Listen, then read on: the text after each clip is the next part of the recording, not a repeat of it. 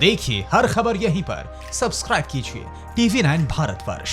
और अहम खबर, यूपी एसटीएफ को विकास की पत्नी की तलाश है। ऋचा दुबे 2 जुलाई की रात से ही फरार है विकास की पत्नी।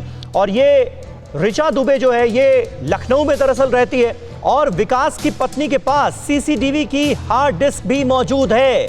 यानी जब मुठभेड़ हुई तो दरअसल विकास की पत्नी ऋचा दुबे सब कुछ, सारी जो सीसीटीवी फुटेज थी मुठभेड़ के दौरान की, वो अपने मोबाइल पर देख रही थी। ये जानकारी भी सामने आई और ये कोई पहली बार नहीं हो रहा था, क्योंकि न सिर्फ विकास दुबे के सारे काले कारनामों की राजदार थी ऋचा दुबे, बल्कि बहुत हद तक जो विकास दुबे का काला साम्राज्य था उसको चलाती भी थी। लखनऊ में रहकर सारी इंफॉर्मेशन पास ऑन करती थी। कब कब पुलिस वाले दबिश देने के लिए आ रहे हैं ये जानकारी भी देती थी। सीसीटीवी फुटेज की सारी डिटेल्स ऋचा दुबे के पास होती थी और 2 जुलाई की रात से ही ये फरार है। और हमारे साथ मनीष शुक्ला मौजूद हैं। मनीष, देखिए बहुत सारी चीजों की जानकारी जो है वो अब प्रशासन को करनी पड़ेगी, क्योंकि बहुत संगीन, बहुत गंभीर आरोप है। शासन प्रशासन से मिली भगत विकास दुबे की, ऋचा दुबे का लखनऊ में होना, मुठभेड़ जब हो रही थी तो उस वक्त थाने के पुलिस वालों के कहने के बाद मुठभेड़ के वक्त रात 2 बजे लाइट का चले जाना, बिजली कट जाना, जिसका फायदा उठाकर विकास दुबे फरार होता है। बहुत सारी ऐसी अहम बातें हैं जिनकी अब बहुत गंभीरता के साथ तफ्तीश की जरूरत है। मनीष, बिल्कुल समीर जी, देखिए आरोप प्रत्यारोप का समय बीत जाना चाहिए और अब विकास दुबे और विकास दुबे के मनोवृत्त के जितने लोग हैं उनके ऊपर इस तरह की कार्रवाई सुनिश्चित हो, इस पे डिबेट हो, एक कुछ डिबेट का कुछ सार्थकता साबित हो जिससे।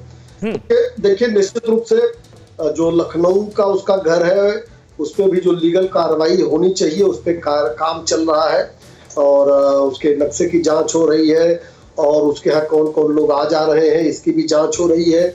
और पत्नी को भी एक अहम किरदार माना जा रहा है कि तमाम उसके राज की राजदार थी वो और पुलिस उसको भी खोज रही है। लेकिन चूंकि जब तक विकास दुबे की गिरफ्तारी नहीं हुई थी तो पहला टारगेट विकास थे, तो कंसंट्रेशन उस पे था। और विकास दुबे की गिरफ्तारी हो चुकी है तो अन्य लोगों के ऊपर भी कंसंट्रेशन बनेगा, उनको पकड़ने की कार्रवाई होगी, उस पर केंद्रित होगी पुलिस। और निश्चित रूप से जो विषय आपने अभी उठाए हैं कि किस तरीके से उसको जानकारी मिली थी, तो चौकी इंचार्ज के शर्मा और विनय कुमार की गिरफ्तारी कर ली गई है पूछताछ के बाद। और लोग भी राडार पे हैं।